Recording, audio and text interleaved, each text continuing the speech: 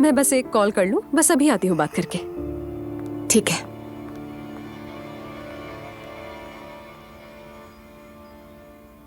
ये खाला है तुम्हारी?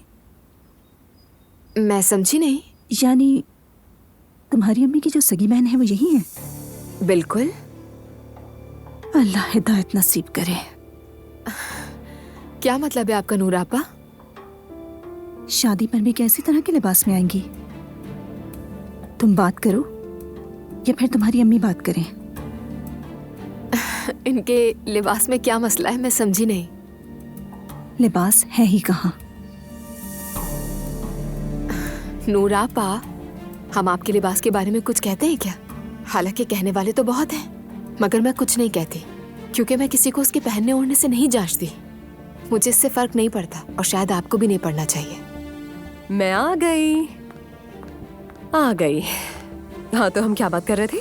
टेबल कैसी लगी आपको? मुझे तो बहुत पसंद आई, बहुत खूबसूरत है ना नूर आपा?